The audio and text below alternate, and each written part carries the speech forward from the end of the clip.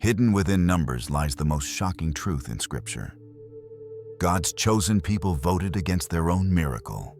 Picture this: 600,000 warriors who witnessed the Red Sea split, Mount Sinai shake, and daily bread fall from heaven.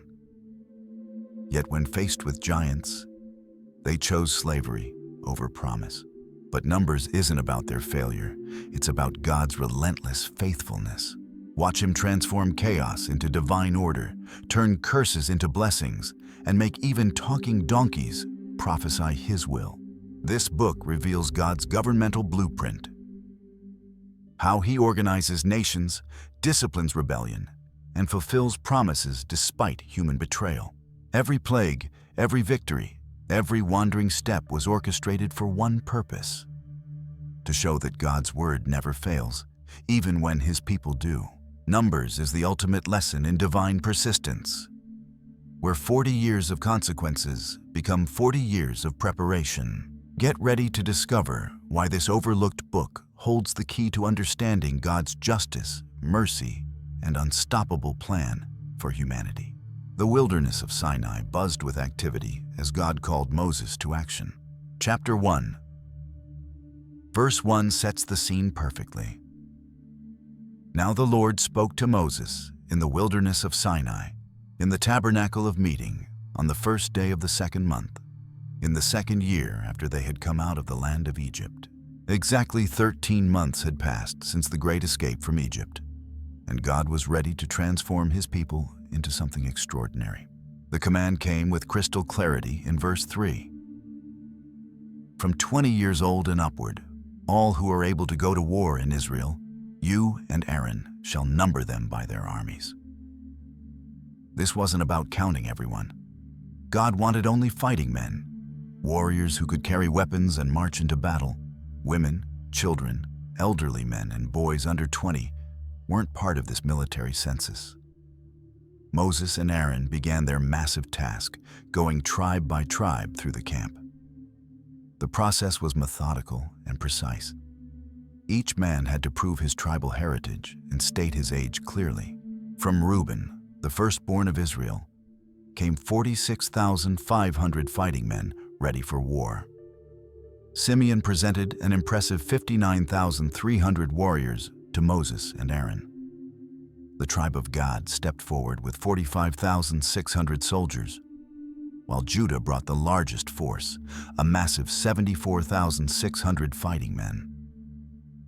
Issachar contributed 54,400 warriors, and Zebulun added 57,400 more to God's growing army. The numbers kept climbing as tribe after tribe presented their military strength. Ephraim counted out 40,500 men, while their brother tribe Manasseh brought 32,200 fighters. Benjamin, despite being one of the smaller tribes, still produced 35,400 warriors ready for battle. Dan marched forward with 62,700 fighting men, showing their strength and determination. Asher presented 41,500 soldiers to be counted, and Naphtali completed the census with 53,400 warriors. Verse 46 records the stunning final total. All who were numbered were 603,550. Over 600,000 fighting men stood in formation before Moses and Aaron. But one tribe was notably absent from this military count. Verse 47 explains why.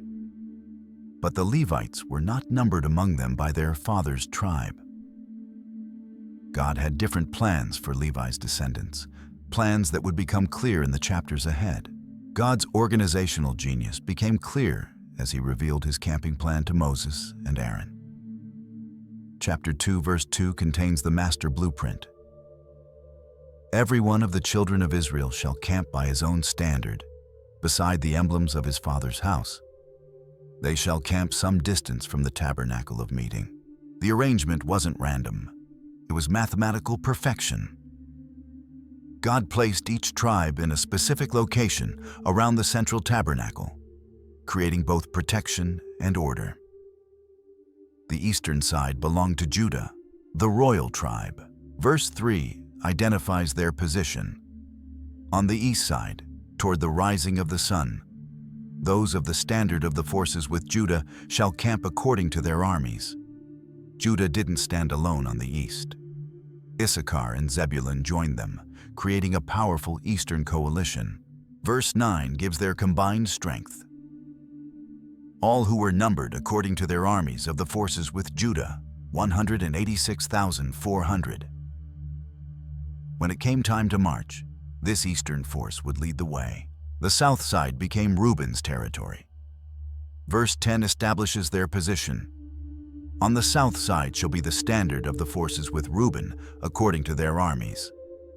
Simeon and Gad flanked Reuben, forming the southern defense. Their total force numbered 151,450 warriors, a formidable army protecting the camp's southern approach. Ephraim commanded the western side. As verse 18 declares, on the west side shall be the standard of the forces with Ephraim, according to their armies. Manasseh and Benjamin joined Ephraim in this western alliance, bringing their combined strength to 108,100 fighting men. The north belonged to Dan, whose standard flew proudly, as verse 25 states. The standard of the forces with Dan shall be on the north side, according to their armies. Asher and Naphtali completed the northern defense, creating an army of 157,600 warriors facing any threat from the north. At the very center of this massive formation sat the tabernacle, God's earthly home. The Levites camped immediately around it, forming the inner circle of protection. From above, the entire camp formed a perfect cross, with the holy presence of God at its heart. Every tribe knew exactly where they belonged in God's divine design. While the other tribes prepared for war, God had entirely different plans for the descendants of Levi. Chapter 3, verse 12 reveals God's special choice. Now behold, I myself have taken the Levites from among the children of Israel, instead of all the firstborn who opened the womb among the children of Israel. Therefore the Levites shall be mine. This wasn't arbitrary. It was deeply personal. When God killed Egypt's firstborn sons but spared Israel's, every firstborn Israelite became his property. But instead of taking one son from each family, God chose an entire tribe to serve him. The Levites became substitutes for all of Israel's firstborn sons. God divided the Levites into 3 distinct family groups, each with specialized duties. The Gershonites received responsibility for the tabernacle's soft furnishings. Chapter 3, verse 25 details their work. The duties of the children of Gershon in the tabernacle of meeting included the tabernacle, the tent with its covering, the screen for the door of the tabernacle of meeting, the screen of the court, the covering of the door of the court, which is around the tabernacle and the altar, and their cords, according to all the work relating to them. The Kohathites got the most sacred and dangerous job, caring for the holy furniture inside the tabernacle. Chapter 3, verse 31 lists their precious cargo. Their duty included the ark, the table, the lampstand, the altars, the utensils of the sanctuary, with which they ministered, the screen, and all the work relating to them. But chapter 4, verse 15 gives the Kohathites a life-or-death warning. And when Aaron and his sons have finished covering the holy furnishings and all the holy utensils when the camp is set to go, then the sons of Kohath shall come to carry them. But they shall not touch any holy thing, lest they die. These are the things in the tabernacle of meeting which the sons of Kohath are to carry.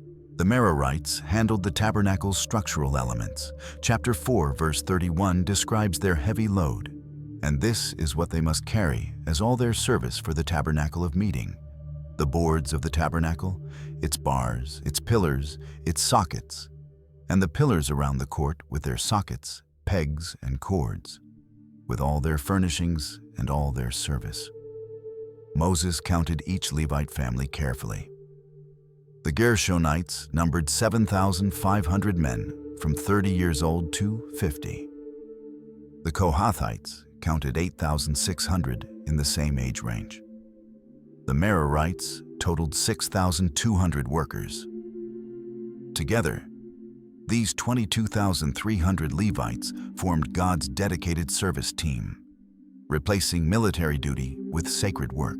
God's presence in the camp demanded absolute purity, both physical and moral. Chapter 5, verse 2 contains his stern command to Moses. Command the children of Israel that they put out of the camp every leper, everyone who has a discharge, and whoever becomes defiled by a corpse. The rules were strict and clear. Anyone with any skin disease had to leave the camp immediately. People with unusual bodily discharges, whether male or female, were sent outside the community. Even touching a dead body made someone unclean and required temporary exile from the camp. Verse 3 explains God's reasoning. You shall put out both male and female. You shall put them outside the camp, that they may not defile their camps in the midst of which I dwell. God lived among his people, and his holiness couldn't tolerate contamination of any kind. But physical cleanliness wasn't God's only concern. He also cared deeply about moral purity, especially in marriage relationships. When a husband suspected his wife of adultery but had no witnesses or proof, Chapter 5 provided a supernatural solution through the bitter water test. The suspicious husband would bring his wife to the priest along with a grain offering. Verse 15 describes this offering. Then the man shall bring his wife to the priest. He shall bring the offering required for her, 1/10 of an ephah of barley meal. He shall pour no oil on it and put no frankincense on it, because it is a grain offering of jealousy, an offering for remembering, for bringing iniquity to remembrance. The priest would take holy water in an earthen vessel and mix it with dust from the tabernacle floor. Then came the solemn oath ceremony, as verse 19 records. And the priest shall put her under oath, and say to the woman, If no man has lain with you, and if you have not gone astray to uncleanness while under your husband's authority, be free from this bitter water that brings a curse. If the woman was guilty, verse 27 describes the supernatural punishment. When he has made her drink the water, then it shall be, if she has defiled herself and behaved unfaithfully toward her husband, that the water that brings a curse will enter her and become bitter, and her belly will swell, her thigh will rot, and the woman will become a curse among her people. But if she was innocent, verse 28 promises blessing. But if the woman has not defiled herself and is clean, then she shall be free and may conceive children. This divine test put matters of faithfulness directly into God's hands. For those who wanted to show extraordinary devotion to God, Chapter 6 introduces a special option, the Nazirite vow. Verse 2 explains who could take this vow. Speak to the children of Israel and say to them, when either a man or woman consecrates himself to make a vow of a Nazirite, to separate himself to the Lord. The Nazirite vow involved 3 strict requirements that set these devoted individuals apart from everyone else. The first restriction involved alcohol and grapes. Verse 3 is completely clear. He shall separate himself from wine and similar drink. He shall drink neither vinegar made from wine nor vinegar made from similar drink. Neither shall he drink any grape juice, nor eat fresh grapes or raisins. This wasn't just about avoiding wine. Nazirites couldn't consume anything that came from the grapevine. No grape juice, no raisins, no fresh grapes. Even wine vinegar was forbidden. This complete separation from the vine showed their total commitment to God. The second requirement involved their hair. Verse 5 states, All the days of the vow of his separation, no razor shall come upon his head, until the days are fulfilled for which he separated himself to the Lord. He shall be holy. Then he shall let the locks of the hair of his head grow. Their long hair became a visible sign of their special dedication. The third and most difficult requirement involved contact with dead bodies. Verse 7 explains the extent of this restriction. He shall not make himself unclean, even for his father or his mother, for his brother or his sister, when they die, because his consecration to God is on his head. Even when their closest family members died, Nazirites couldn't attend funerals or touch the bodies. Their commitment to God had to come before even the most natural family obligations. This showed the ultimate level of devotion possible under God's law. When the vow period ended, verses 13 and 18 describe the completion ceremony. Now this is the law of the Nazirite. When the days of his separation are fulfilled, he shall be brought to the door of the tabernacle of meeting. Then the Nazirite shall shave his consecrated head at the door of the tabernacle of meeting, and shall take the hair from his consecrated head and put it on the fire that is under the sacrifice of the peace offering. The dedication of the tabernacle called for celebration, and the tribal leaders responded with incredible generosity. Chapter 7, verse 3 describes their initial group gift. And they brought their offering before the Lord, 6 covered carts and 12 oxen, a cart for every 2 of the leaders, and for each one an ox. And they presented them before the tabernacle. Moses gave these carts and oxen to the Levites for their work.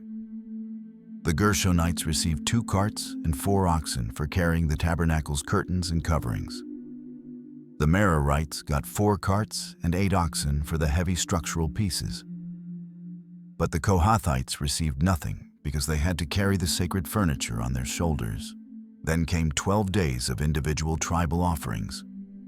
Each leader brought identical gifts, creating a magnificent display of unity and equality. Verse 13 lists the standard offering.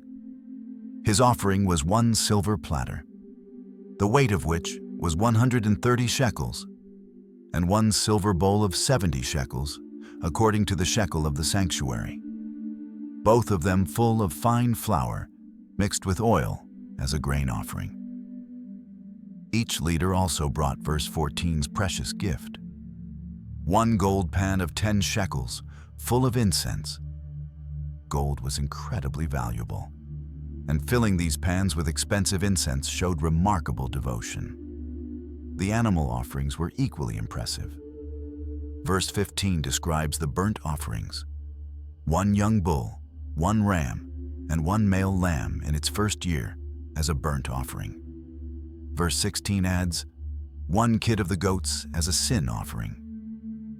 Finally, verse 17 lists the peace offerings. And as the sacrifice of peace offerings, 2 oxen, 5 rams, 5 male goats, and 5 male lambs in their first year. Day after day, the same magnificent gifts appeared.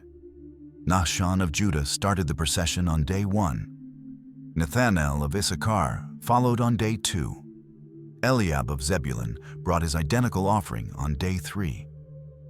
The pattern continued for 12 full days, each tribe showing equal honor to God. Verse 84 provides the amazing final tally. This was the dedication offering for the altar from the leaders of Israel when it was anointed: 12 silver platters, 12 silver bowls, and 12 gold pans. The repetition wasn't boring. It was beautiful, showing that every tribe held equal importance in God's eyes. Before the Levites could begin their sacred service, they needed thorough preparation. Chapter 8, verse 6 records God's detailed instructions to Moses. Take the Levites from among the children of Israel and cleanse them ceremonially. The cleansing process was intense and symbolic. Verse 7 outlines the steps. Thus you shall do to them to cleanse them. Sprinkle water of purification on them, and let them shave all their body, and let them wash their clothes, and so make themselves clean. First came the sprinkling with special water, water mixed with ashes from a sin offering, symbolizing purification from sin. Then the Levites had to shave their entire bodies, removing every hair as a sign of complete renewal. Finally, they washed their clothes, making everything fresh and clean. The ceremony required specific offerings. Verse 8 describes what was needed.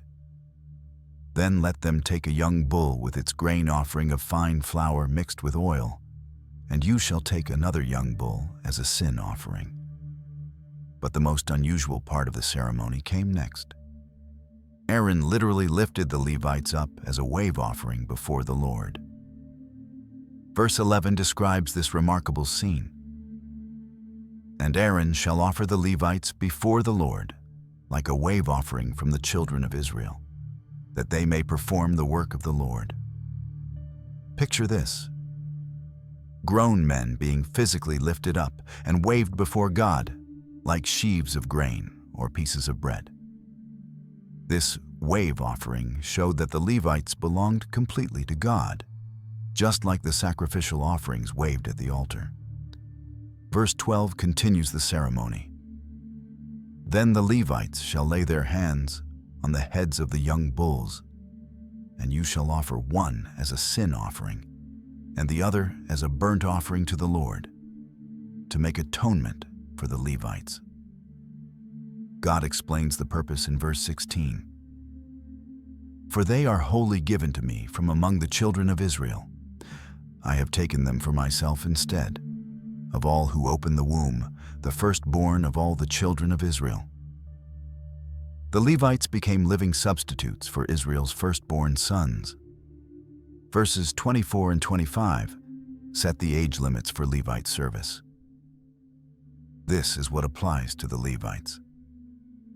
From 25 years old and above, one may enter to perform service in the work of the tabernacle of meeting. And at the age of 50 years, they must cease performing this work.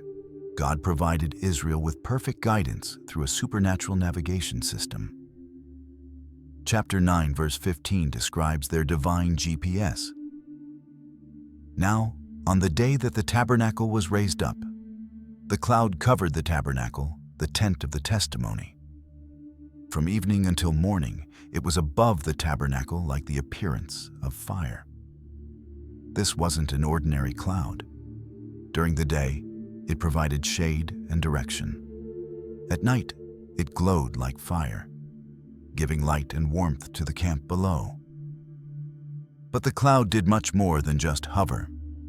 It became Israel's travel instructor. Verse 17 explains the simple system. Whenever the cloud was taken up from above the tabernacle, after that the children of Israel would journey. And in the place where the cloud settled, there the children of Israel would pitch their tents. When the cloud moved, they moved.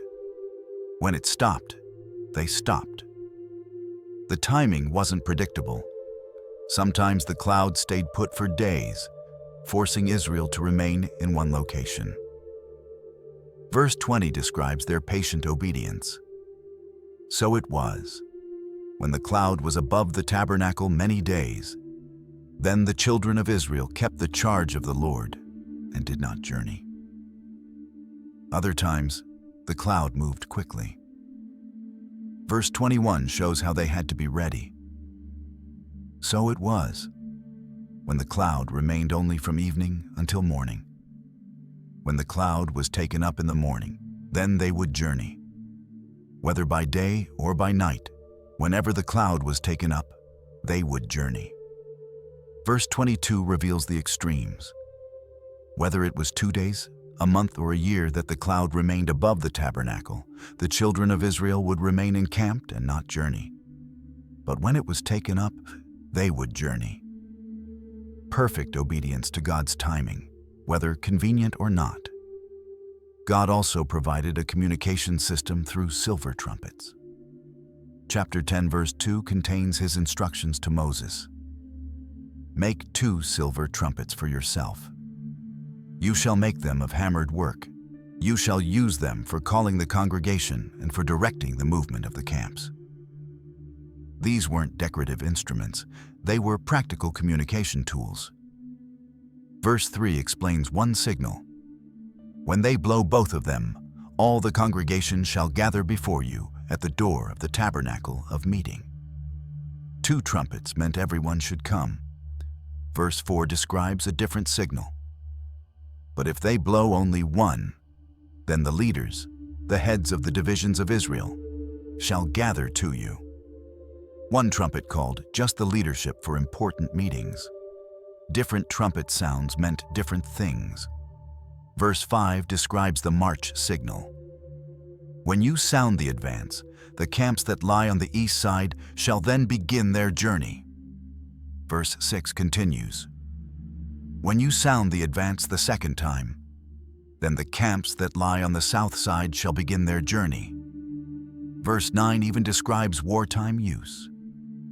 When you go to war in your land against the enemy who oppresses you, then you shall sound an alarm with the trumpets, and you will be remembered before the Lord your God, and you will be saved from your enemies.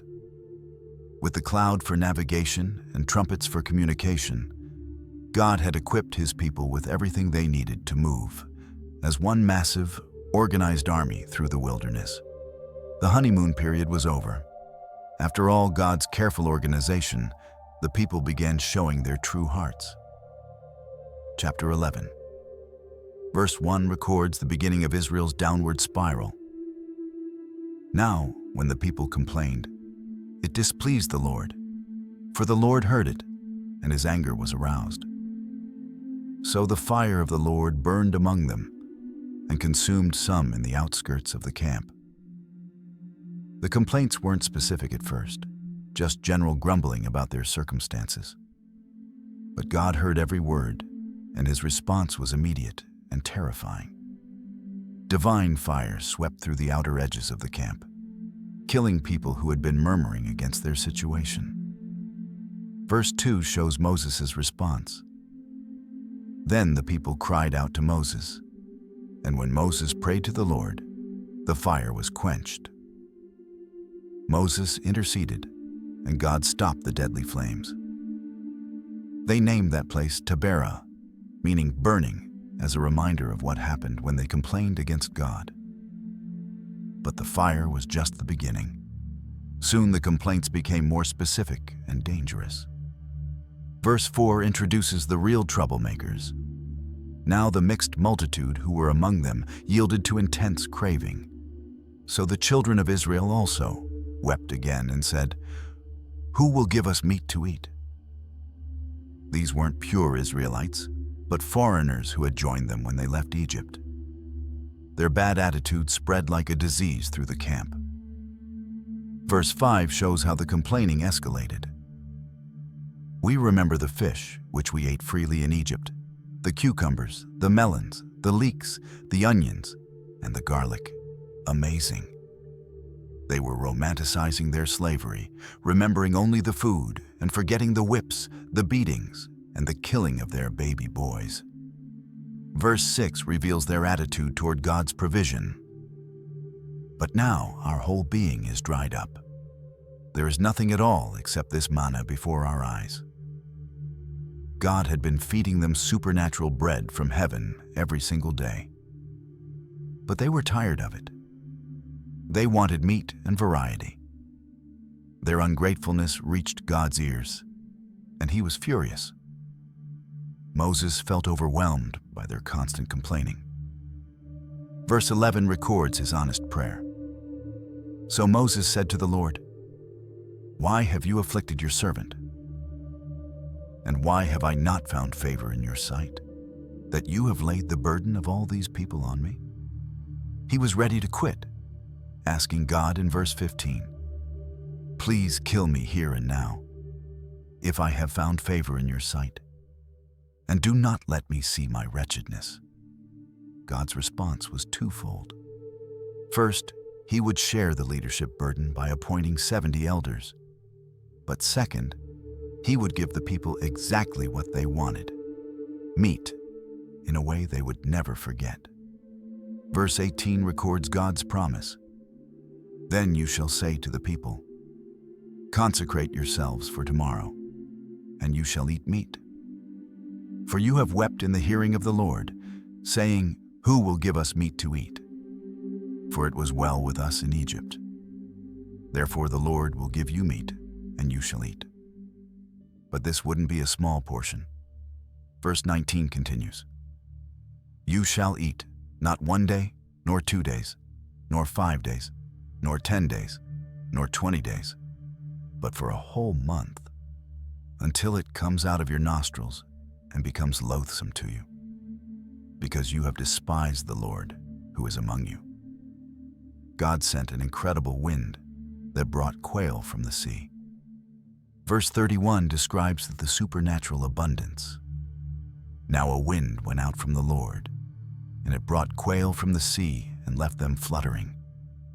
Near the camp, about a day's journey on this side and about a day's journey on the other side, all around the camp, and about 2 cubits high above the surface of the ground. The people gathered quail for 2 full days and nights. Even the person who gathered least collected 10 homers, that's about 60 bushels of birds. But verse 33 reveals the terrible price. But while the meat was still between their teeth, before it was chewed, the wrath of the Lord was aroused against the people, and the Lord struck the people with a very great plague. Many died while the meat was still in their mouths. They called that place Kibroth Hattava, meaning graves of craving. Just when Moses thought things couldn't get worse, betrayal came from the most unexpected source: his own family. Chapter 12, verse 1 records the shocking accusation. Then Miriam and Aaron spoke against Moses because of the Ethiopian woman whom he had married. For he had married an Ethiopian woman. Miriam, the sister who had watched over baby Moses in the river, and Aaron, the brother who had been Moses' spokesman before Pharaoh, now turned against him. They criticized his marriage to a Cushite woman. But their real issue wasn't his marriage, it was jealousy. Verse 2 reveals their true complaint. So they said, has the Lord indeed spoken only through Moses? Has he not spoken through us also? And the Lord heard it. They wanted equal authority with Moses. After all, Miriam was a prophetess, and Aaron was the high priest. Why should Moses be the only one who spoke directly with God? But they had made a serious mistake. Verse 3 gives us crucial information.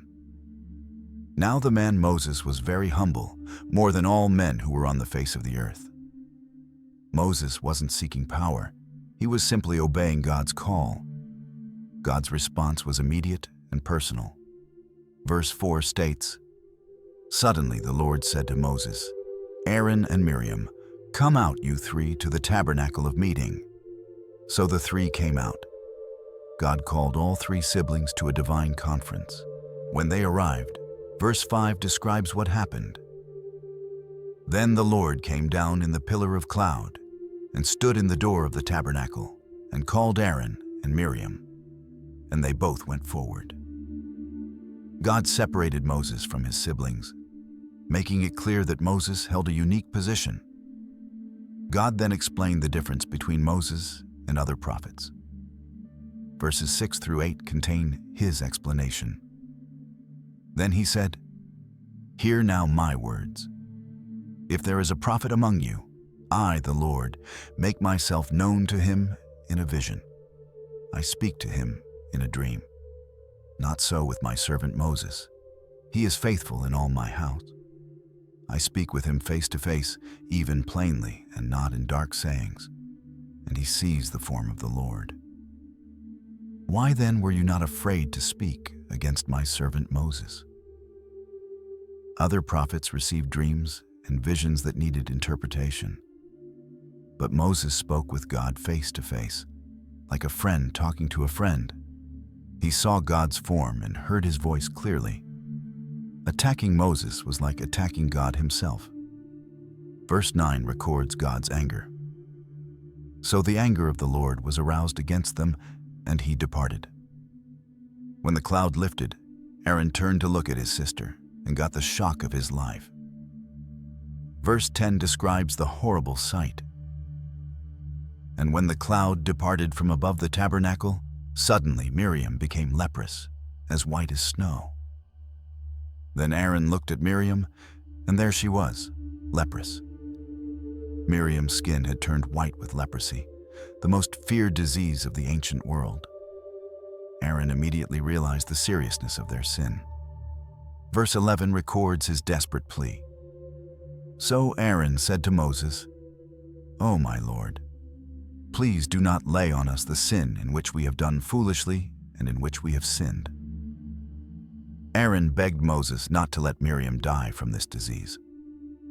Verse 12 contains his heartbreaking comparison. "Please do not let her be as one dead, whose flesh is half consumed when he comes out of his mother's womb." Moses immediately interceded for his sister, showing his forgiving heart. Verse 13 records his simple prayer. So Moses cried out to the Lord, saying, "Please heal her, O God, I pray." Despite Miriam's attack on his authority, Moses immediately asked God to heal her. God's response showed both mercy and justice. Verse 14 states, "Then the Lord said to Moses, 'If her father had but spit in her face, would she not be shamed 7 days? Let her be shut out of the camp 7 days, and afterward she may be received again.'" Miriam would be healed, but she had to bear the shame of isolation for a full week. After all the complaining and rebellion, God decided it was time to move toward the Promised Land. Chapter 13, verse 1 records his command. "And the Lord spoke to Moses, saying, 'Send men to spy out the land of Canaan, which I am giving to the children of Israel. From each tribe of their fathers you shall send a man, everyone a leader among them.'" This wasn't Moses' idea. It was God's command. He wanted one leader from each tribe to explore the land and bring back a report. These weren't ordinary men, but the top leaders, the most respected individuals from each tribal group. Moses gave them specific instructions. Verse 18 records part of his briefing. "See what the land is like, whether the people who dwell in it are strong or weak, few or many." He wanted to know about the inhabitants, their numbers, and their military strength. Verse 19 continues, "Whether the land they dwell in is good or bad, whether the cities they inhabit are like camps or strongholds." Moses needed intelligence about the land itself and the type of fortifications they would face.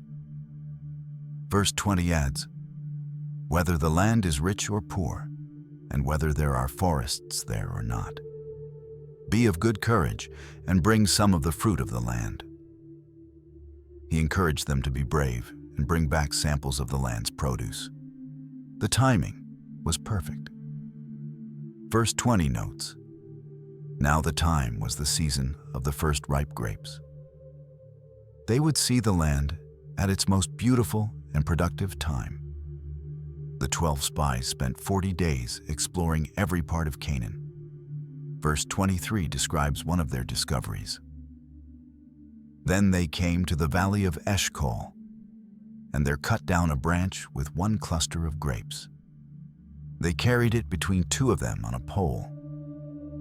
They also brought some of the pomegranates and figs. The grapes were so large that it took 2 men to carry one cluster on a pole between them." This was clear evidence of the land's incredible fertility and God's promise of abundance. When they returned to Kadesh, the whole congregation gathered to hear their report. Verse 27 records the beginning. "Then they told him and said, 'We went to the land where you sent us. It truly flows with milk and honey, and this is its fruit.' Everything started well. They confirmed that the land was exactly what God had promised, flowing with milk and honey. The fruit they brought proved God's words were true. But then came the devastating word, nevertheless. Verse 28 contains the beginning of their bad report. Nevertheless, the people who dwell in the land are strong. The cities are fortified and very large. Moreover, we saw the descendants of Anak there. The descendants of Anak were giants, legendary warriors known for their massive size. Verse 29 continues, the Amalekites dwell in the land of the south. The Hittites, the Jebusites, and the Amorites dwell in the mountains. And the Canaanites dwell by the sea and along the banks of the Jordan. Fear began spreading through the crowd like wildfire. But one man refused to give in to fear. Verse 30 records Caleb's brave response. Then Caleb quieted the people before Moses and said, "Let us go up at once and take possession, for we are well able to overcome it." The other 10 spies immediately contradicted Caleb. Verse 31 contains their fearful response. But the men who had gone up with him said, "We are not able to go up against the people, for they are stronger than we." The people's response to the spies' report was immediate and catastrophic. Chapter 14, verse 1 describes their reaction. So all the congregation lifted up their voices and cried, and the people wept that night. Instead of celebrating God's faithfulness, they spent the night crying in fear and despair. But crying wasn't enough. Verse 2 records their incredible complaint. And all the children of Israel complained against Moses and Aaron, and the whole congregation said to them, "If only we had died in the land of Egypt, or if only we had died in this wilderness." They actually wished they were dead rather than facing the challenge of trusting God. Their complaint escalated into accusation against God Himself. Verse 3 reveals their faithlessness. "Why has the Lord brought us to this land to fall by the sword, that our wives and children should become victims? Would it not be better for us to return to Egypt?" Then came the most shocking moment in Israel's history. Verse 4 records their democratic decision. So they said to one another, "Let us select a leader and return to Egypt." They voted to reject God's promise and return to slavery. Moses and Aaron were devastated. Verse 5 states, "Then Moses and Aaron fell on their faces before all the assembly of the congregation of the children of Israel. They threw themselves down in grief, knowing the people had just made a catastrophic mistake. Joshua and Caleb made one last desperate attempt to change their minds." Verse 6 records their dramatic action. But Joshua the son of Nun and Caleb the son of Jephunneh, who were among those who had spied out the land, tore their clothes. Verses 7 and 8 contain their passionate plea. "And they spoke to all the congregation of the children of Israel, saying, 'The land we passed through to spy out is an exceedingly good land. If the Lord delights in us, then He will bring us into this land and give it to us, a land which flows with milk and honey.'" But verse 10 shows the people's response. "And all the congregation said to stone them with stones." Now the glory of the Lord appeared in the tabernacle of meeting before all the children of Israel. They wanted to kill the 2 faithful spies. At that moment, God's glory appeared. His patience had reached its limit. Verse 11 records His words.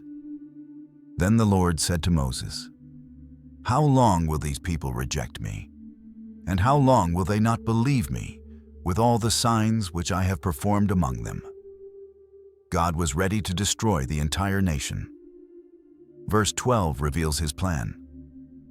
"I will strike them with the pestilence and disinherit them, and I will make of you a nation greater and mightier than they."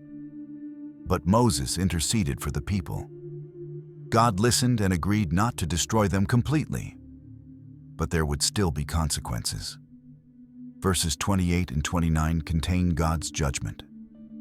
Say to them, "As I live, says the Lord, just as you have spoken in my hearing, so I will do to you. The carcasses of you who have complained against me shall fall in this wilderness, all of you who were numbered, according to your entire number, from 20 years old and above. Everyone 20 years and older would die in the wilderness. Only Joshua and Caleb would survive from that generation." Verse 34 declares, "According to the number of the days in which you spied out the land, 40 days, for each day you shall bear your guilt 1 year, namely 40 years, and you shall know my rejection."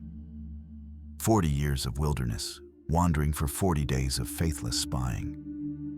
After the devastating judgment of 40 years in the wilderness, God surprised everyone by giving laws for life in the Promised Land. Chapter 15, verse 1 contains his encouraging words. "And the Lord spoke to Moses, saying, Speak to the children of Israel, and say to them, When you have come into the land you are to inhabit, which I am giving to you." Notice God didn't say, "if you come into the land," but "when you come."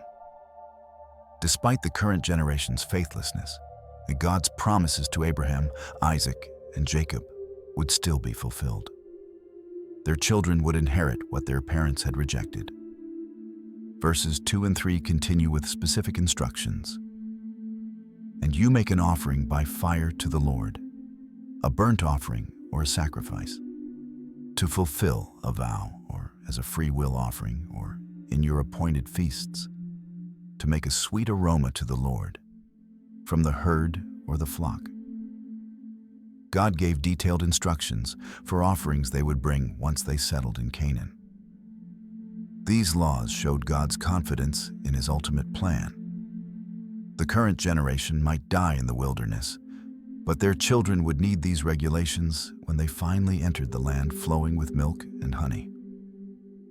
But the chapter also contains a sobering reminder about the importance of obedience. Verses 32 through 36 tell the story of a man who thought God's laws were optional. Now, while the children of Israel were in the wilderness, they found a man gathering sticks on the Sabbath day. And those who found him gathering sticks brought him to Moses and Aaron and to all the congregation. They put him under guard because it had not been explained what should be done to him. The Sabbath command was clear: no work on the seventh day. But this man decided to gather sticks anyway, perhaps thinking it was just a small thing. Maybe he needed firewood for cooking or warmth. But God had said no work, and that meant no work at all. Moses didn't know what punishment to give, so he asked God directly. Verses 35 and 36 record God's shocking response. "Then the Lord said to Moses, The man must surely be put to death. All the congregation shall stone him with stones outside the camp." So, as the Lord commanded Moses, all the congregation brought him outside the camp and stoned him with stones, and he died. One man died for gathering sticks. This wasn't cruel. It was necessary. God had to show the entire nation that his commands weren't suggestions. After all the rebellion and complaining, someone had to demonstrate that God's word meant exactly what it said. The story served as a warning to everyone. If gathering sticks on the Sabbath deserved death, how much more serious was it to reject God's promise of the promised land? The man's death reminded Israel that God's patience had limits. The rebellion against Moses' authority wasn't finished. Chapter 16, verse 1 introduces a new challenger. Now Korah, the son of Izhar, the son of Kohath, the son of Levi with Dathan and Abiram, the sons of Eliab, and on the son of Peleth, sons of Reuben, took men. Korah was a Levite, a member of the tribe set apart for God's service. But he wasn't satisfied with his position. He wanted more power, more authority, more recognition. He wanted Aaron's job as high priest and Moses' position as leader. Verse 2 describes his supporters. And they rose up before Moses with some of the children of Israel. 250 leaders of the congregation, representatives of the congregation, men of renown. These weren't random troublemakers, but respected leaders, men with influence and standing in the community. Verse 3 contains their accusation against Moses and Aaron. They gathered together against Moses and Aaron and said to them, "You take too much upon yourselves. For all the congregation is holy, every one of them, and the Lord is among them. Why then do you exalt yourselves above the assembly of the Lord?" Their argument sounded reasonable. After all, God had said that all Israel was a holy nation. Why should Moses and Aaron have special authority? Wasn't this supposed to be a democracy where everyone was equal? But Korah's real motivation wasn't equality. It was jealousy. He wanted Aaron's position as high priest. The other rebels wanted Moses' position as civil leader. This was a corporate coup designed to overthrow God's appointed leadership. Moses' response showed both wisdom and faith. Verse 4 states, "So when Moses heard it, he fell on his face." He didn't argue or defend himself, but went straight to God in prayer. Then Moses proposed a test. Verses 6 and 7 contain his challenge. And Moses said to Korah and all his company, "Tomorrow morning the Lord will show who is his and who is holy, and will cause him to come near to him. That one whom he chooses, he will cause to come near to him. Do this. Take censers, Korah, and all your company." The test was simple, but dangerous. Each man would offer incense before the Lord, and God would show who he had chosen as priest. This wasn't a popularity contest, but a divine selection process. Moses also addressed the underlying issue with the Levites. Verses 8 through 10 contain his pointed question. Then Moses said to Korah, "Hear now, you sons of Levi. Is it a small thing to you that the God of Israel has separated you from the congregation of Israel, to bring you near to himself, to do the work of the tabernacle of the Lord, and to stand before the congregation to serve them? And he has brought you near to himself, you and all your brethren, the sons of Levi with you. And are you seeking the priesthood also?" Korah and his fellow Levites already had an incredible privilege. They served in God's house while other tribes worked regular jobs. But they wanted more. They wanted Aaron's unique position as high priest. The next morning, the test began. Verse 18 describes the scene. "So every man took his censer and put fire in it, laid incense on it, and stood at the door of the tabernacle of meeting with Moses and Aaron. 250 men plus Aaron stood ready with their censers, waiting for God's judgment. God's response was immediate and terrifying. Verse 31 records what happened. Now it came to pass, as he finished speaking all these words, that the ground split apart under them. The earth literally opened up beneath the rebels. Verse 32 continues the amazing scene. And the earth opened its mouth and swallowed them up, with their households and all the men with Korah, with all their goods. Korah, Dathan, Abiram, and their families disappeared into the ground alive. Verse 33 describes their fate. So they and all those with them went down alive into the pit. The earth closed over them, and they perished from among the assembly. The ground swallowed them completely, and then closed up again, as if nothing had happened. But God wasn't finished.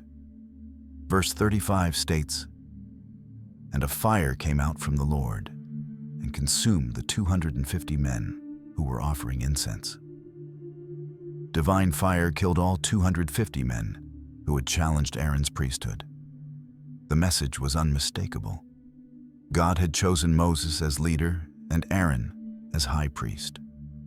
Anyone who challenged these appointments was challenging God himself, and the consequences were deadly. Even after the dramatic deaths of Korah and his followers, some people still questioned Aaron's authority as high priest. God decided to settle the matter once and for all with a supernatural sign. Chapter 17, verse 1, records his instructions. And the Lord spoke to Moses, saying, "Speak to the children of Israel, and get from them a rod from each leader according to their fathers' houses, 12 rods. Write each man's name on his rod." This test would be fair and transparent. Each tribal leader would provide a rod, a wooden staff that represented their authority. All 12 rods would be identical, except for the names written on them. Verse 3 gives special instructions about one particular rod. "And you shall write Aaron's name on the rod of Levi. For there shall be one rod for the head of each father's house." Aaron's name went on Levi's rod, since he was that tribe's leader and high priest. Moses collected all 12 rods and placed them in the most sacred location possible. Verse 4 states, "Then you shall place them in the tabernacle of meeting before the testimony, where I meet with you." The rods were placed before the Ark of the Covenant, in the very presence of God. God explained what would happen.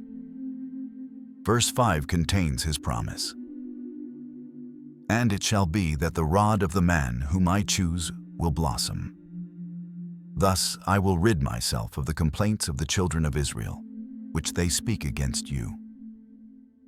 Only the rod of God's chosen priest would show supernatural life. The next morning brought an amazing sight. Verse 8 describes what Moses found. "Now it happened on the next day that Moses went into the tabernacle of witness, and behold, the rod of Aaron of the house of Levi had sprouted and put forth buds, had produced blossoms, and yielded ripe almonds." Aaron's rod had done more than just blossom. It had produced buds, flowers, and fully ripe almonds all at the same time. This was impossible in nature, but easy for God. The rod showed the complete cycle of life in one night. Moses brought all the rods out for everyone to see. Verse 9 states, "Then Moses brought out all the rods from before the Lord to all the children of Israel. And they looked, and each man took his rod." 11 rods looked exactly the same as when they went in. Only Aaron's rod showed supernatural life. The sign was undeniable. God had clearly chosen Aaron as his high priest. Verse 10 records God's final instruction. "And the Lord said to Moses, Bring Aaron's rod back before the testimony, to be kept as a sign against the rebels, that you may put their complaints away from me, lest they die." The rod would remain as permanent proof of Aaron's divine appointment. God knew that death would be common during the 40 years of wilderness wandering. So he provided a way for people to be purified after contact with dead bodies. Chapter 19, verse 2 contains his unusual instructions. "This is the ordinance of the law which the Lord has commanded, saying, Speak to the children of Israel, that they bring you a red heifer without blemish, in which there is no defect, and on which a yoke has never come." The red heifer had to be perfect, completely red with no other colored hairs, no physical defects, and never used for work. Verse 3 continues, "You shall give it to Eleazar the priest, that he may take it outside the camp, and it shall be slaughtered before him." The ceremony was unusual because it happened outside the camp, not at the altar. Verse 4 describes Eleazar's role. "And Eleazar the priest shall take some of its blood with his finger, and sprinkle some of its blood 7 times, directly in front of the tabernacle of meeting." Then came the burning. Verse 5 states, "Then the heifer shall be burned in his sight. Its hide, its flesh, its blood, and its offal shall be burned. The entire animal was consumed by fire, creating ashes that would be used for purification. Verse 6 adds special ingredients to the fire. And the priest shall take cedar wood and hyssop and scarlet, and cast them into the midst of the fire, burning the heifer. These items added symbolic meaning to the ceremony. The ashes were carefully collected and stored. Verse 9 explains their purpose. Then a man who is clean shall gather up the ashes of the heifer and store them outside the camp in a clean place, and they shall be kept for the congregation of the children of Israel for the water of purification. It is for purifying from sin.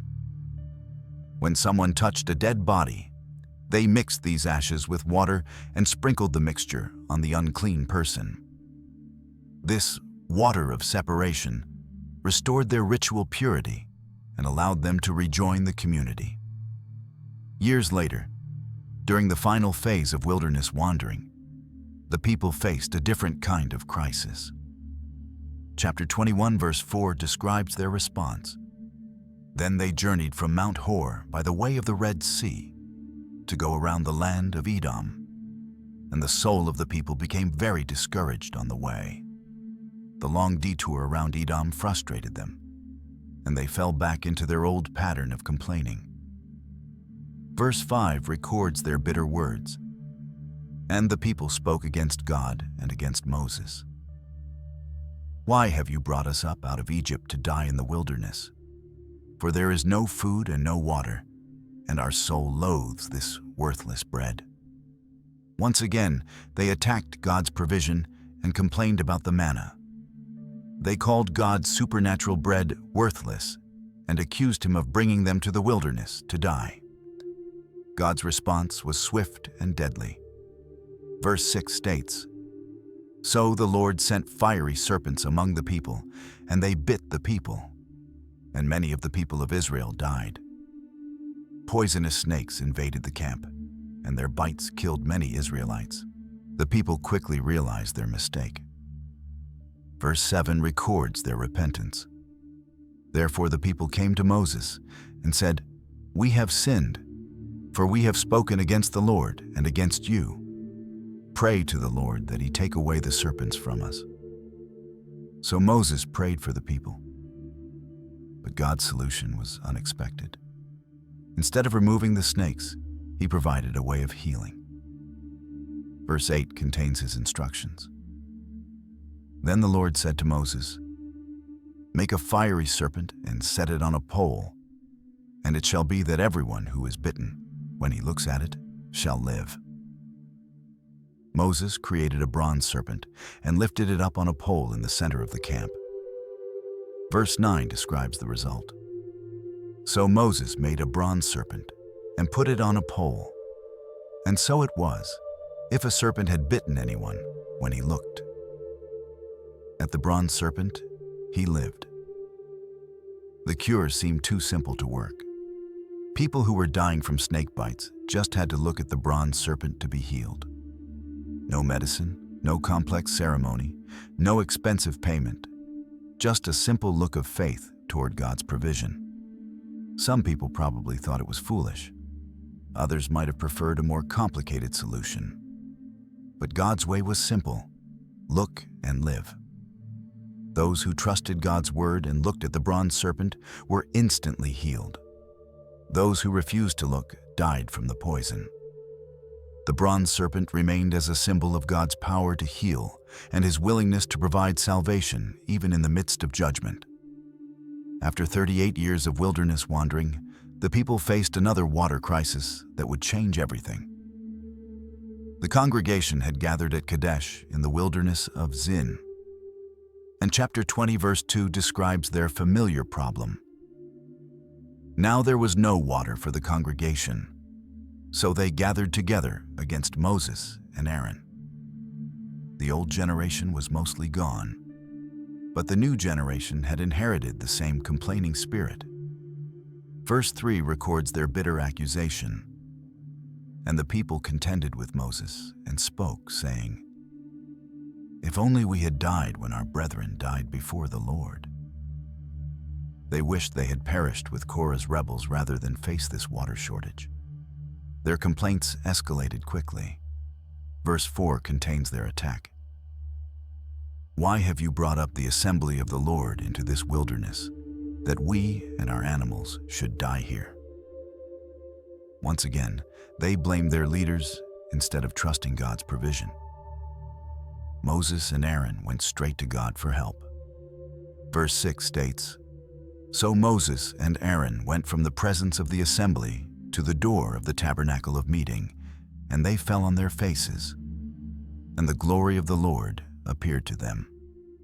God's response was clear and specific. Verses 7 and 8 contain his detailed instructions. Then the Lord spoke to Moses, saying, "Take the rod. You and your brother Aaron gather the congregation together. Speak to the rock before their eyes, and it will yield its water. Thus you shall bring water for them out of the rock and give drink to the congregation and their animals." The command was simple. Take the rod, gather the people, and speak to the rock. God would provide water when Moses spoke to the stone. This would demonstrate God's power in a gentle, miraculous way. Moses took the rod as commanded. Verse 9 confirms, "So Moses took the rod from before the Lord, as he commanded him." He and Aaron gathered all the people in front of the rock, ready to perform the miracle. But something went wrong. Moses was angry and frustrated after decades of leading complainers. Verse 10 records his harsh words. "And Moses said to them, 'Hear now, you rebels. Must we bring water for you out of this rock?' Instead of speaking to the rock, Moses spoke angrily to the people. Then Moses made his fatal mistake. Verse 11 describes what happened. Then Moses lifted his hand and struck the rock twice with his rod, and water came out abundantly, and the congregation and their animals drank. Instead of speaking to the rock, Moses struck it twice. Water flowed out abundantly, but Moses had disobeyed God's specific command. God's judgment came immediately. Verse 12 contains his devastating words. "Then the Lord spoke to Moses and Aaron, 'Because you did not believe me, to hallow me in the eyes of the children of Israel, therefore you shall not bring this assembly into the land which I have given them.'" One act of disobedience cost Moses his lifelong dream. He would not enter the promised land himself. Soon after Meribah, God called for another major transition. Aaron had reached the end of his earthly service. Verse 23 records God's command. "And the Lord spoke to Moses and Aaron in Mount Hor, by the border of the land of Edom, saying," God's message was direct and final. Verse 24 contains his pronouncement. "Aaron shall be gathered to his people, for he shall not enter the land which I have given to the children of Israel, because you rebelled against my word at the water of Meribah." Like Moses, Aaron would not enter the promised land because of their disobedience at Meribah. The priesthood needed to pass to the next generation. God provided specific instructions for this transition. Verse 25 states, "Take Aaron and Eleazar his son, and bring them up to Mount Hor." The transfer would happen on the mountain, in sight of all Israel. Verse 26 describes the ceremony. "And strip Aaron of his garments, and put them on Eleazar his son. For Aaron shall be gathered to his people and die there." The high priestly garments would be transferred from father to son. Moses obeyed exactly. Verse 27 records, "So Moses did just as the Lord commanded, and they went up to Mount Hor in the sight of all the congregation." On the mountain, the ceremony took place. Verse 28 describes the transfer. "Moses stripped Aaron of his garments and put them on Eleazar his son. and Aaron died there on the top of the mount. Then Moses and Eleazar came down from the mountain. Aaron died wearing ordinary clothes, while his son descended wearing the sacred garments. When they returned without Aaron, the nation understood. Verse 29 records their response. Now when all the congregation saw that Aaron was dead, all the house of Israel mourned for Aaron 30 days. As Israel moved through the wilderness, they began encountering enemies who tried to block their progress. But something had changed. Instead of running in fear, Israel started winning battles. Chapter 21 verse 1 describes their first confrontation. The king of Arad, the Canaanite, who dwelt in the south, heard that Israel was coming on the road to Atharim.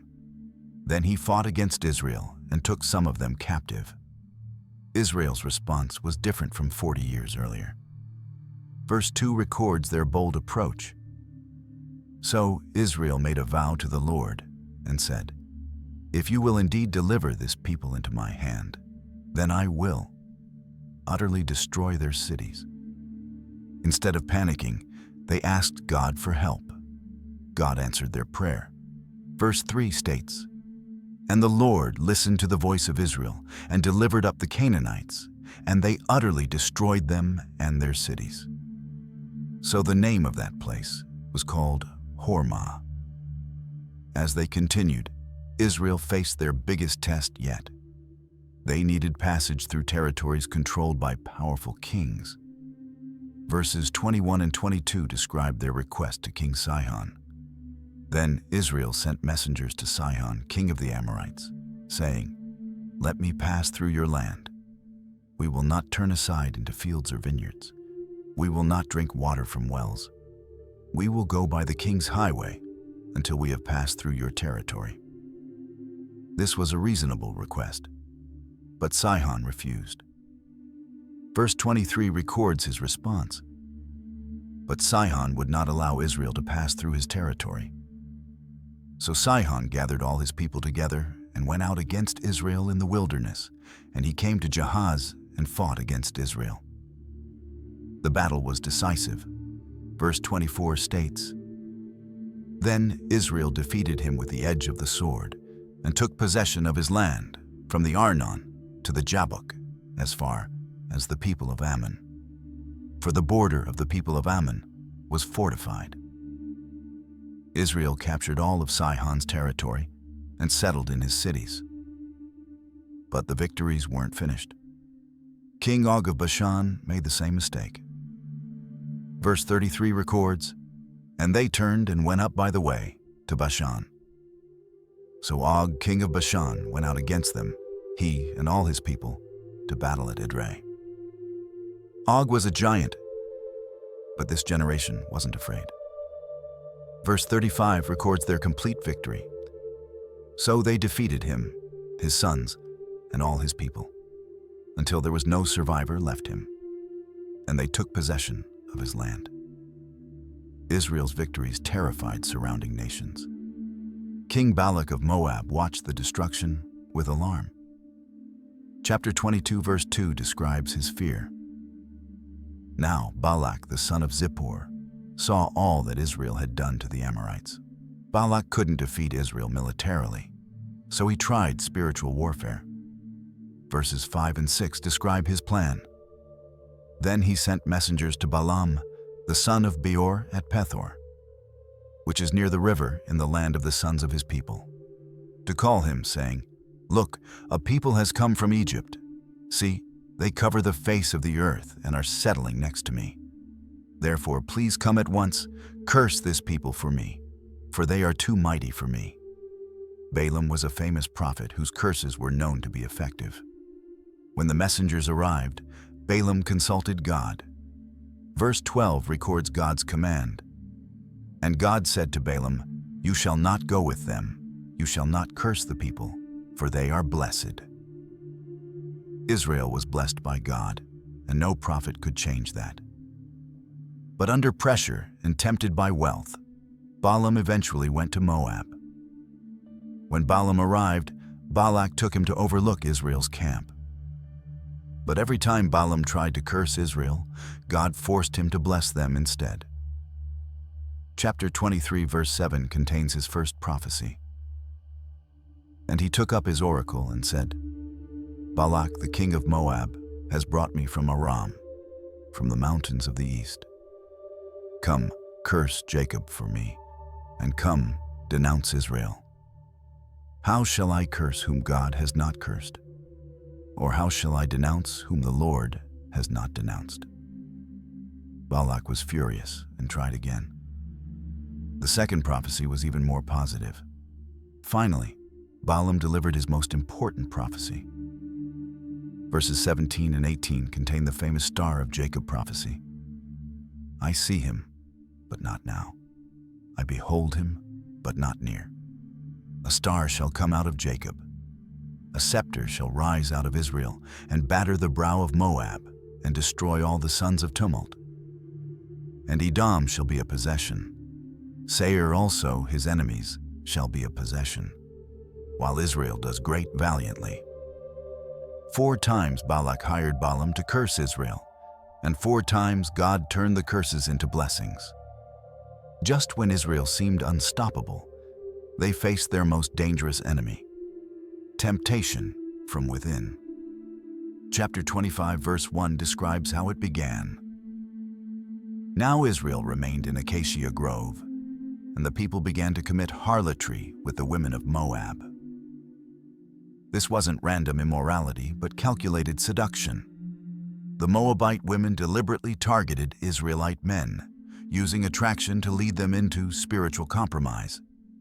The seduction had a religious component. Verse 2 explains, They invited the people to the sacrifices of their gods, and the people ate and bowed down to their gods. Physical attraction led to religious participation in pagan worship. Verse 3 shows how serious it became. So Israel was joined to Baal of Peor, and the anger of the Lord was aroused against Israel.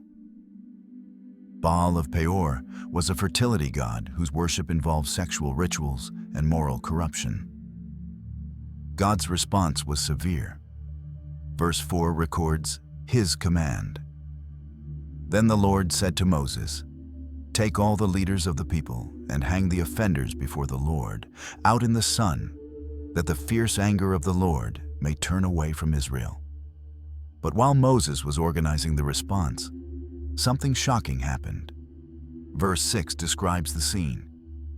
And indeed, one of the children of Israel came and presented to his brethren a Midianite woman in the sight of Moses, and in the sight of all the congregation of the children of Israel, who were weeping at the door of the tabernacle of meeting. While people were repenting, one man brazenly brought a Midianite woman into camp. This was open rebellion against God's judgment. One man refused to tolerate this. Verse 7 introduces him. Now, when Phinehas, the son of Eleazar, the son of Aaron the priest, saw it, he rose from among the congregation and took a javelin in his hand. Phinehas was Aaron's grandson, a priest who understood the seriousness of spiritual compromise. Verse 8 describes his action. And he went after the man of Israel into the tent, and thrust both of them through, the man of Israel and the woman through her body. So the plague was stopped among the children of Israel. Phinehas killed them both, and his zealous action immediately stopped God's plague. Verse 9 records the death toll. And those who died in the plague were 24,000. After the plague, God commanded another census. Chapter 26, verse 1 records the timing. And it came to pass, after the plague, that the Lord spoke to Moses and Eleazar, the son of Aaron the priest, saying, This census would reveal how God had preserved his people through 40 years of wandering. Verse 2 contains his instructions. Take a census of all the congregation of the children of Israel from 20 years old and above, by their fathers' houses, all who are able to go to war in Israel. The results were remarkable. Verse 51 records the final number. These are those who were numbered of the children of Israel, 601,730. The first census had counted 603,550 fighting men. This census revealed 601,730 warriors, almost identical numbers. God had maintained Israel's strength despite 40 years of death and judgment. But the most significant aspect wasn't the numbers, it was the people being counted. Verses 63 and 64 explain, "These are those who were numbered by Moses and Eleazar the priest, who numbered the children of Israel in the plains of Moab by the Jordan, across from Jericho. But among these, there was not a man of those who were numbered by Moses and Aaron the priest when they numbered the children of Israel in the wilderness of Sinai. Almost none of the men in the second census had been alive during the first. An entire generation had died, exactly as God predicted. Verse 65 confirms the complete turnover. For the Lord had said of them, "They shall surely die in the wilderness." So there was not left a man of them, except Caleb the son of Jephunneh and Joshua the son of Nun. Only 2 men from the original generation remained, the faithful spies who had trusted God's promise. During the census, an important legal question arose. Chapter 27, verse 1 introduces the case. Then came the daughters of Zelophehad, the son of Hepher, the son of Gilead, the son of Machir, the son of Manasseh, from the families of Manasseh, the son of Joseph. And these were the names of his daughters: Mahlah, Noah, Hoglah, Milcah, and Tirzah. 5 sisters approached Moses with a legal challenge. Their father had died without sons to inherit his land. Verse 2 describes their approach. And they stood before Moses, before Eleazar the priest, and before the leaders and all the congregation, by the doorway of the tabernacle of meeting, saying, they brought their case before the highest authorities. Verse 3 contains their argument. Our father died in the wilderness, but he was not in the company of those who gathered together against the Lord, in company with Korah. But he died in his own sin, and he had no sons. Their question was straightforward. Verse 4 states, "Why should the name of our father be removed from among his family, because he had no son? Give us a possession among our father's brothers." Moses took the matter to God. Verse 5 records, "So Moses brought their case before the Lord. God ruled in their favor." Verses 6 and 7 contain his judgment. "And the Lord spoke to Moses, saying, The daughters of Zelophehad speak what is right. You shall surely give them a possession of inheritance among their father's brothers, and cause the inheritance of their father to pass to them." This established new inheritance laws protecting women's property rights.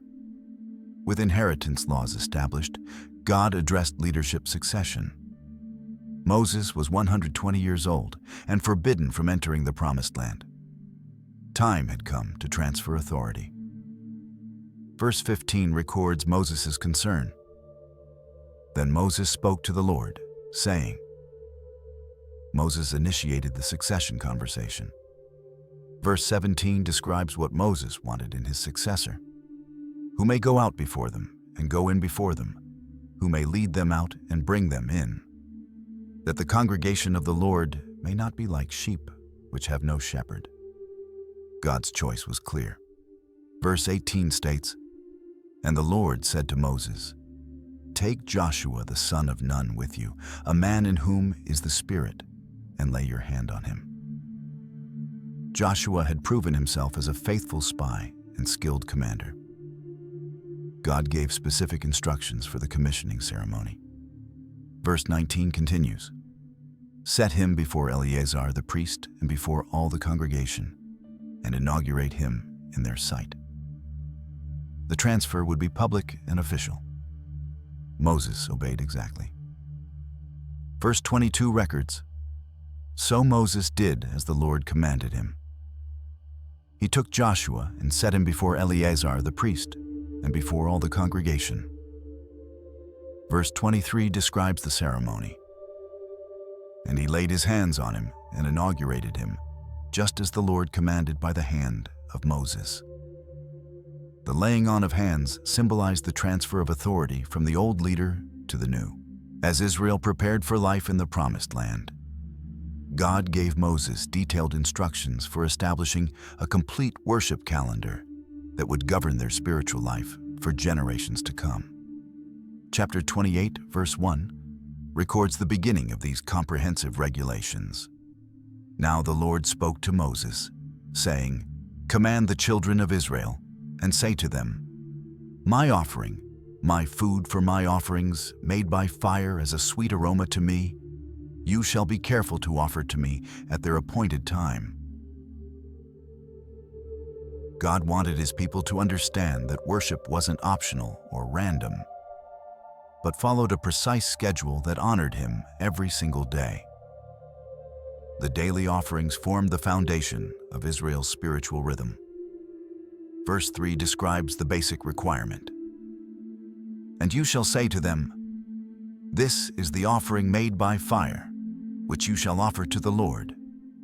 2 male lambs in their first year without blemish, day by day, as a regular burnt offering. Every morning and evening, the priests would offer a perfect lamb on the altar, creating a constant connection between God and his people."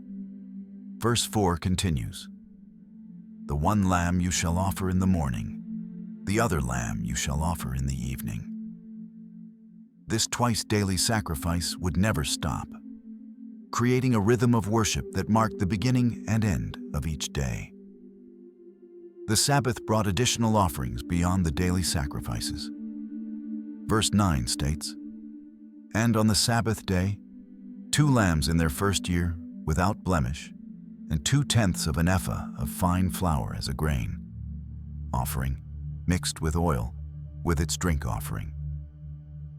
The 7th day required double the normal offerings, emphasizing its special importance in God's calendar. Monthly celebrations marked the beginning of each new month with trumpet blasts and special sacrifices. Verse 11 describes these new moon offerings. "At the beginnings of your months you shall present a burnt offering to the Lord, 2 young bulls, 1 ram, and 7 lambs in their first year, without blemish." These monthly festivals helped Israel track time according to God's calendar rather than pagan systems. Chapter 29 details the most important annual festivals that would shape Israel's spiritual year. The Feast of Trumpets marked the beginning of the 7th month with a holy gathering. Verse 1 states, "And in the 7th month, on the first day of the month, you shall have a holy convocation. You shall do no customary work. For you, it is a day of blowing the trumpets." The Day of Atonement followed 10 days later as the most solemn day in Israel's calendar. Verse 7 describes its requirements. "On the 10th day of this 7th month, you shall have a holy convocation. You shall afflict your souls. You shall not do any work." This was the one day each year when the high priest entered the most holy place to make atonement for the entire nation's sins. The Festival of Tabernacles concluded the sacred 7th month with 7 days of celebration. Verse 12 records its beginning. "On the 15th day of the 7th month, you shall have a holy convocation. You shall do no customary work, and you shall keep a feast to the Lord 7 days." During this week-long festival, Israel would remember their wilderness, wandering by, living in temporary shelters, and offering extensive sacrifices that demonstrated their gratitude for God's provision. God understood that people would make promises to him during times of crisis or gratitude. So he provided detailed laws governing religious vows to protect both the individuals making them and their families. Chapter 30, verse 1 records Moses addressing the tribal leaders. Then Moses spoke to the heads of the tribes concerning the children of Israel, saying, "This is the thing which the Lord has commanded."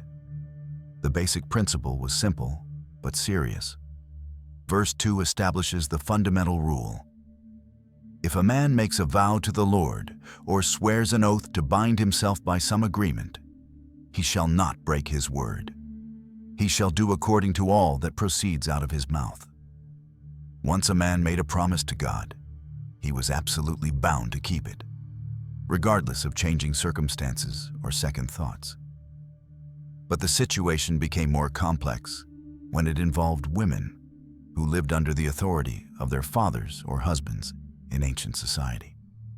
Verse 3 introduces the special considerations. Or if a woman makes a vow to the Lord and binds herself by some agreement while in her father's house in her youth.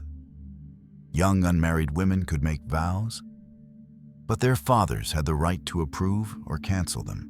A father's response had to be immediate to be effective. Verse 5 explains the time limit. But if her father overrules her on the day that he hears, then none of her vows nor her agreements by which she has bound herself shall stand. And the Lord will release her, because her father overruled her. If the father remained silent, the vow stood. But if he objected immediately, God would release the daughter from her promise. Marriage created a new authority structure that affected existing vows. Verses 6 and 7 describe what happened when a woman with vows got married. If indeed she takes a husband, while bound by her vows or by a rash utterance from her lips, by which she bound herself, and her husband hears it, and makes no response to her on the day that he hears, then her vows shall stand, and her agreements by which she bound herself shall stand. The husband gained the same authority over his wife's vows that her father had previously held. Verse 8 continues.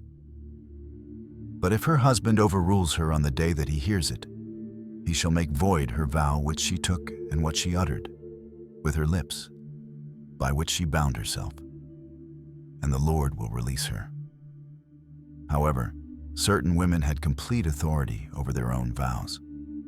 Verse 9 identifies these exceptions. Also, any vow of a widow or divorced woman, by which she has bound herself, shall stand against her. Women who were no longer under male authority bore full responsibility for their promises to God. Before Moses died, God commanded him to execute judgment against the Midianites, who had led Israel into the terrible sin at Baal Peor. Chapter 31, verse 1 records God's final military order to Moses. And the Lord spoke to Moses, saying, "Take vengeance on the Midianites for the children of Israel. Afterward you shall be gathered to your people." This would be Moses' last military campaign, a holy war designed to punish those who had corrupted Israel through sexual immorality and idol worship. Moses organized the expedition carefully. Verse 3 states, "So Moses spoke to the people, saying, 'Arm some of yourselves for war, and let them go against the Midianites to take vengeance for the Lord on Midian.'" The army was relatively small but represented all of Israel. Verse 4 describes the force. 1,000 from each tribe of all the tribes of Israel you shall send to the war. 12,000 warriors would carry out God's judgment, with each tribe contributing equally to this divine mission. Verse 5 records the actual deployment. So there were recruited from the divisions of Israel 1,000 from each tribe, 12,000 armed for war. Along with the soldiers went Phinehas the priest, carrying sacred articles and trumpets for battle, ensuring that this was clearly a holy war fought under God's direct authority. The battle was swift and complete. Verse 7 states, "And they warred against the Midianites, just as the Lord commanded Moses, and they killed all the males." Israel showed no mercy to the Midianite men who had participated in corrupting God's people. Verse 8 lists some of the important casualties. They killed the kings of Midian with the rest of those who were killed: Evi, Rechem, Zur, Hur, and Reba, the 5 kings of Midian. Balaam the son of Beor they also killed with the sword. Even Balaam, the prophet who had been forced to bless Israel, died in this judgment because he had helped plan the seduction strategy. When the army returned with captives and spoil, Moses was angry that they had spared the women and children. Verse 15 records his rebuke. And Moses said to them, "Have you kept all the women alive?" These women had been the primary instruments of Israel's corruption. Verse 16 explains Moses' anger. "Look, these women caused the children of Israel, through the counsel of Balaam, to trespass against the Lord in the incident of Peor. And there was a plague among the congregation of the Lord. The Midianite women had deliberately seduced Israelite men to worship Baal Peor. Moses ordered the execution of all adult women and male children, but allowed the young girls to live. The massive amount of captured livestock and goods required careful distribution according to God's laws for holy war. As Israel camped east of the Jordan River, preparing for the final assault on the Promised Land, 2.5 tribes made an unexpected request that initially alarmed Moses. Chapter 32, verse 1 describes their situation. Now, the children of Reuben and the children of Gad had a very great multitude of livestock. And when they saw the land of Jazer and the land of Gilead, that indeed the region was a place for livestock. The captured territories east of the Jordan were perfect for raising cattle and sheep. And these tribes had enormous herds that needed good pasture land. Verse 2 records their approach to Moses. So the children of Gad and the children of Reuben came and spoke to Moses, to Eleazar the priest, and to the leaders of the congregation, saying, their request seemed reasonable, but contained a dangerous implication. Verses 3 and 4 contain their proposal. Ataroth, Dibon, Jazer, Nimrah, Heshbon, Eleale, Shebam, Nebo, and Beon. The country which the Lord defeated before the congregation of Israel is a land for livestock, and your servants have livestock. Therefore they said, if we have found favor in your sight, let this land be given to your servants as a possession. Do not take us over the Jordan. Moses was immediately alarmed by their request. It sounded like they wanted to abandon their brothers and settle comfortably east of the Jordan, while the other tribes fought to conquer the promised land. Verse 6 records his sharp response. And Moses said to the children of Gad and to the children of Reuben, shall your brethren go to war while you sit here? Moses reminded them of the terrible consequences when the previous generation had refused to enter the promised land. Verse 13 describes God's judgment. So the Lord's anger was aroused against Israel, and he made them wander in the wilderness 40 years, until all the generation that had done evil in the sight of the Lord was gone. But the tribal representatives quickly clarified their intentions. Verse 16 contains their commitment. Then they came near to him and said, we will build sheepfolds here for our livestock and cities for our little ones. They wanted to settle their families and animals in safety, but they weren't planning to abandon the conquest. Verse 17 reveals their true plan. But we ourselves will be armed, ready to go before the children of Israel until we have brought them to their place. And our little ones will dwell in the fortified cities because of the inhabitants of the land. They would fight alongside their brothers until the entire promised land was conquered. Moses accepted their proposal with strict conditions. Verse 20 contains his agreement.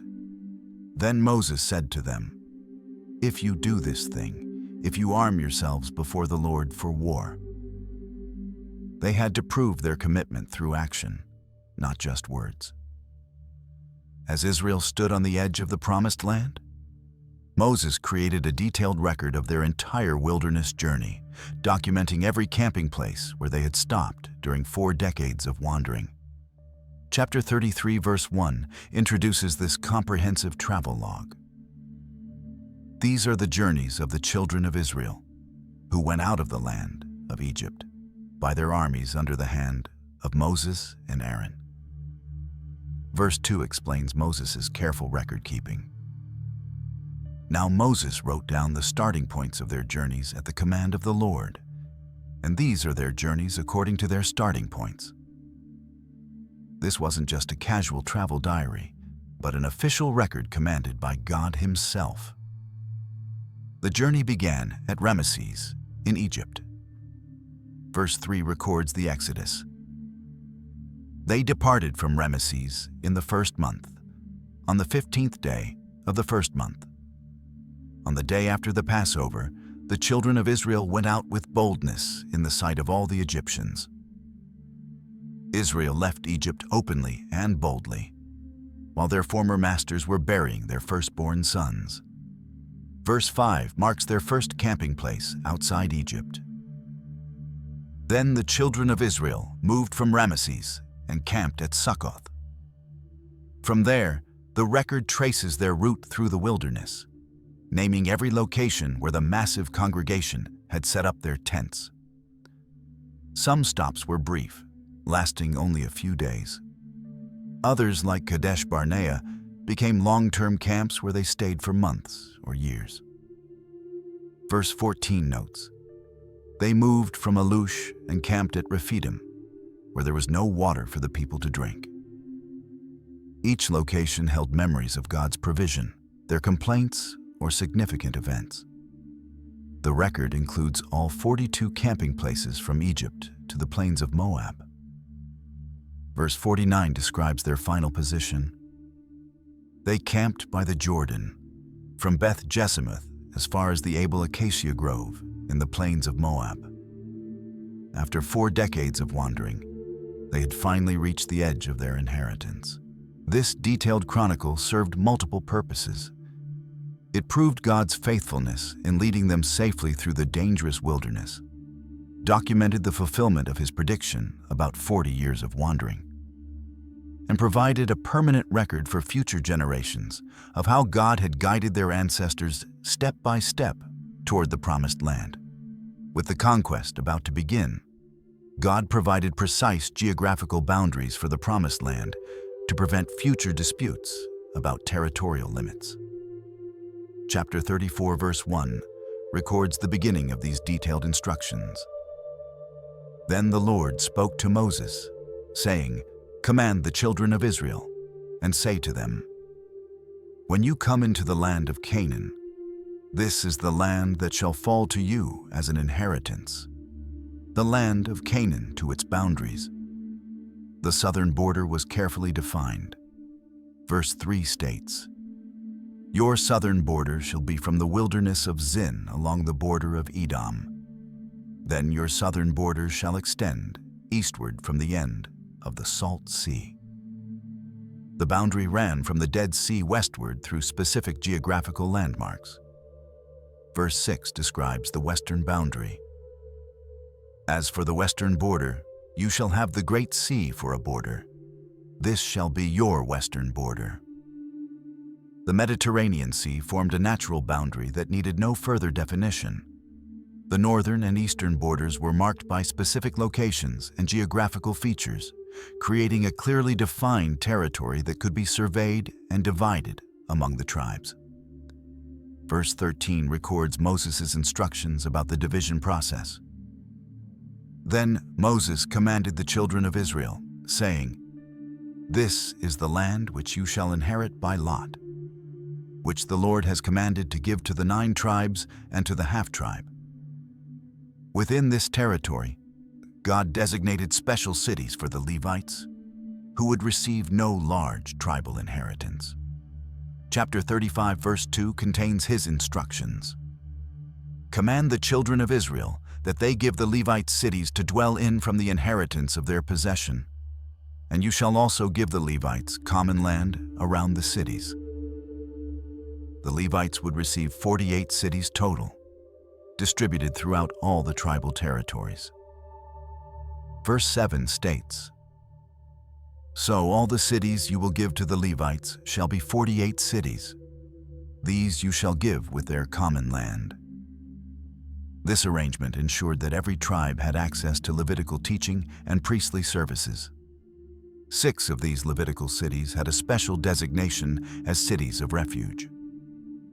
Verse 11 describes their purpose.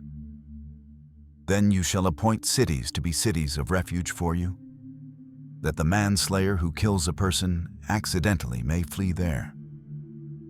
These cities would provide protection for people who killed someone by accident.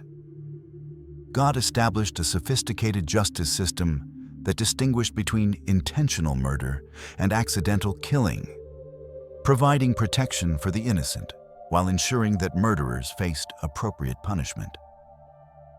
Verse 12 explains the basic protection offered by refugee cities. "They shall be cities of refuge for you from the avenger, that the manslayer may not die until he stands before the congregation in judgment." The avenger was typically the closest male relative of the victim, who had both the right and responsibility to execute murderers according to ancient law. But refugee cities provided a place where accused killers could receive fair trials instead of immediate revenge. The law carefully distinguished between murder and manslaughter.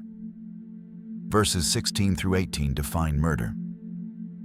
"But if he strikes him with an iron implement, so that he dies, he is a murderer. The murderer shall surely be put to death. And if he strikes him with a stone in the hand, by which one could die, and he does die, he is a murderer. The murderer shall surely be put to death. Or if he strikes him with a wooden hand weapon, by which one could die, and he does die, he is a murderer. The murderer shall surely be put to death." Intentional killing with any weapon constituted murder and required the death penalty. Verse 19 identifies who would carry out this sentence. "The avenger of blood himself shall put the murderer to death. When he meets him, he shall put him to death." But accidental killing received different treatment. Verses 22 and 23 describe scenarios that qualified as manslaughter. However, if he pushes him suddenly without enmity, or throws anything at him without lying in wait, or uses a stone, by which a man could die, throwing it at him without seeing him, so that he dies, while he was not his enemy or seeking his harm. The key factors were intent and premeditation. If someone killed another person accidentally, without hatred or planning, they could flee to a refuge city for protection.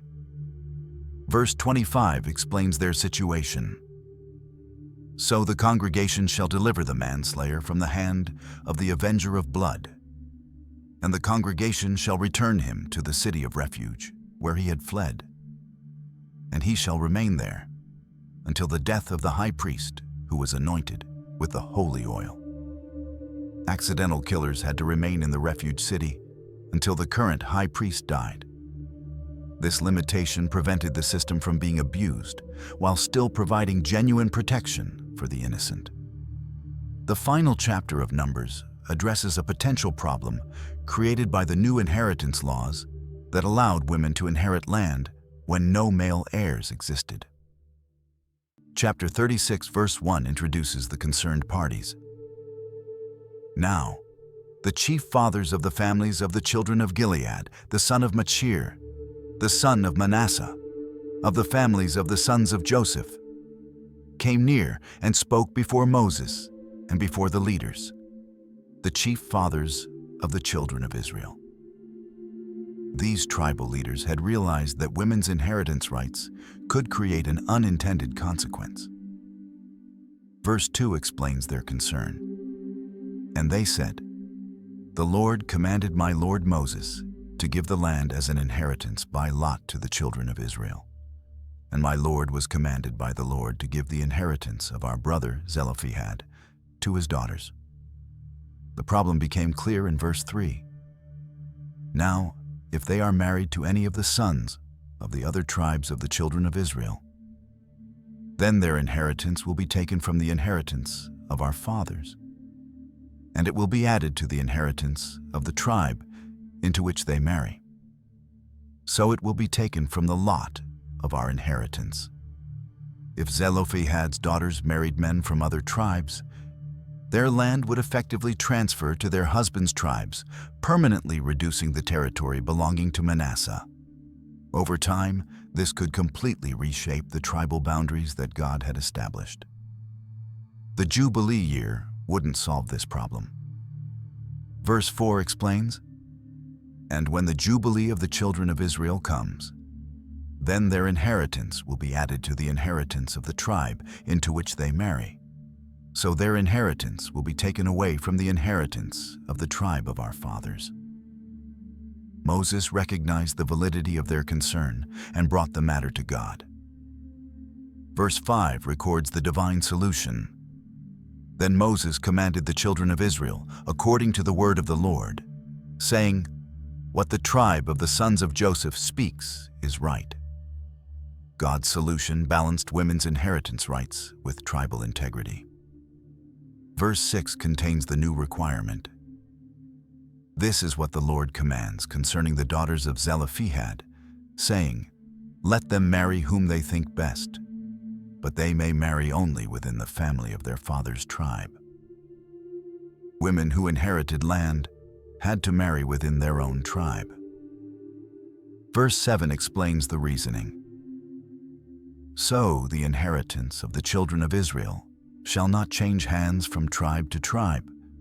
For every one of the children of Israel shall keep the inheritance of the tribe of his fathers." This law prevented tribal territories from being transferred through marriage, while still protecting women's property rights.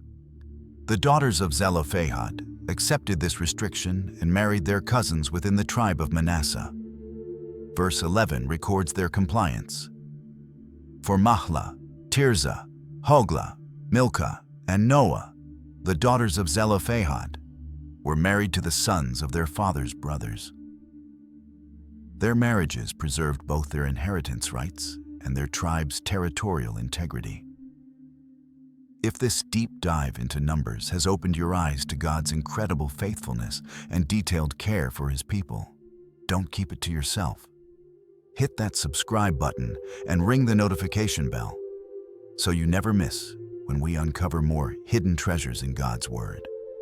And please share this video with someone who needs to see how God transforms ordinary people into His extraordinary people.